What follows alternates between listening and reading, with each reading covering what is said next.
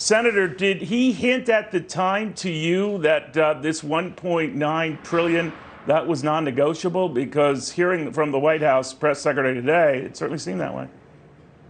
That wasn't the message I took away, Neil. In fact, we have at the staff level some negotiations and conversations following on that visit in the Oval Office just yesterday. What instead I heard from the president was a desire to find common ground where we can, but a determination, candidly, to move forward in some other areas where we won't find common ground. Look, the president emphasized unity throughout his campaign, and that was the theme of his inaugural address. He also is emphasizing the importance of speed right now. Well, the only way you can move forward with speed is the way we've moved forward 5 previous times. It was during the Trump administration since this pandemic hit, and with almost unanimous support, we passed successive CARES response packages. We should do the same thing again, getting vaccines in arms, helping businesses that need it most, and getting our kids back to school.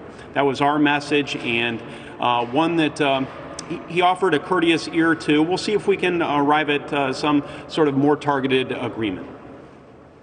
All right, but it seems that if they stick to that $1.9 trillion figure, and a lot of Republicans are leery of going that high, I assume you are among them, sir, yes. They would have to do this, the reconciliation round. In other words, just a simple majority, not 60 votes. Did the president hint to you that that is what he's prepared to do?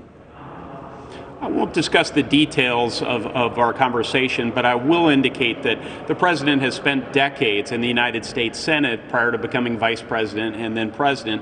So he's very much aware of the risk of using reconciliation on a number of fronts. Number one, it's a tedious and lengthy process. So if he really wants to get vaccine aid out to those who really need it, he should work in a bipartisan way as we have in the past. Number two, frankly, it could set the wrong tone for an administration that is trying to get a lot more done down the road. If he really wants to unify the country, not just politically, but culturally and society, and I know he's thinking ambitiously in those terms, then he really needs to work with Republicans. And third, frankly, it could be a bit embarrassing if he can't pull enough Democrats onto his side to support this reconciliation process, which would be extraordinary for this to move forward.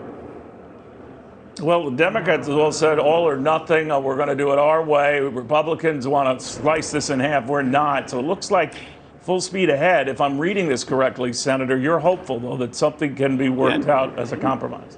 Neil, I would emphasize that Chuck Schumer and Nancy Pelosi are moving forward with this process, as we just heard from Chad Pergram. So they are determined to ram this thing down our throats, extraneous issues and all. I mean, they want people that make a household income of $300,000 to receive checks, people who have jobs.